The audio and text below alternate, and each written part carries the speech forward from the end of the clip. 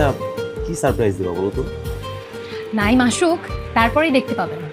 সে কখন থেকে জানতে চাচ্ছি, তুমি আর নাইম কিছুতেই বলছো না যে সারপ্রাইজটা কি।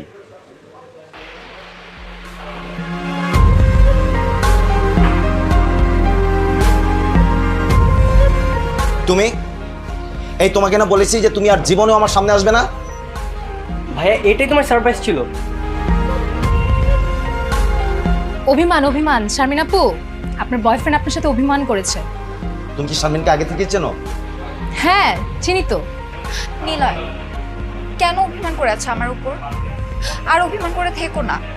যদি অভিমানই করে থাকো তাহলে আমার জন্য এতদিন পাগলামি কেন করতা তুমি? কেন পাগলামি করতে আমার জন্য? যদি আমাকে চেয়েই থাকো তাহলে একটা ফোন কল করতা, তাহলে তো আমি ছুটে আসতাম তোমার কাছে। মানে আরে কি হচ্ছে এগুলো আমার সাথে? প্লিজ নিলয়, অনেক হয়েছে, প্রায় 3 মাস হয়ে গেছে, আর সম্ভব না। দেখো আমি তোমার জন্য আমার ফ্যামিলি ছেড়ে পালিয়ে বাসা থেকে চলে আসছি, শুধুমাত্র তোমার জন্য। আর তুমি আমার সাথে রাগ দেখাচ্ছ। এখন যদি তুমি আমার সাথে রাগ দেখাও আমি কোথায় যাব? আমি কার কাছে যাব? শোনো, চলো আমরা বিয়ে করে ফেলি আজই, এখনই। কি বিয়ে করব? তাহলে প্রেম আর কি হবে? আরে আমার কথা বাদ দেন না, আমি না হয় আপনার ছোট ভাই নাইমকে বিয়ে করে নেব। কি বললা? কেন নিলয়, তুমি কি আমাকে বিয়ে করতে চাও না? না, কিন্তু নাইম কি প্রেমাকে বিয়ে করতে রাজি হবে? আমি রাজি আছি।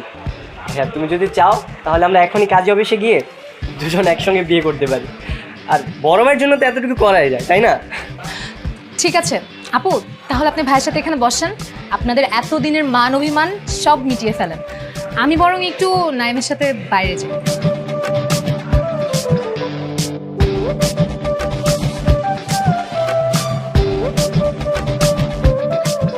অবশেষে ভাইয়া আর ভাবির সেটিংটা হয়ে গেল, কি বলো? শুধু কি ভাইয়া ভাবির সেটিং হলো, তোমার আমার হলো না? তা অবশ্য ঠিক বলেছো। আচ্ছা চলো আমরা বিয়েটা করে ফেলি। বিয়ে? এই বিয়েটা আমি করতে পারবো না। মানে তুমি বিয়ে করবা না? না, তুমি শিওর বিয়ে করবা না? আমি 100% শিওর বিয়ে আমি করতে পারবো না। ঠিক আছে তাহলে আমি চললাম। এই এই দাঁড়াও, কেমন মেয়ে তুমি? ফানও বোঝো না, আমি তো ফান করতেছিলাম। নেক্সট টাইম আমার সাথে আর এরকম ফান করবা না। আচ্ছা ঠিক আছে, কিন্তু রাগলে তোমাকে অনেক সুন্দর লাগে। চলো।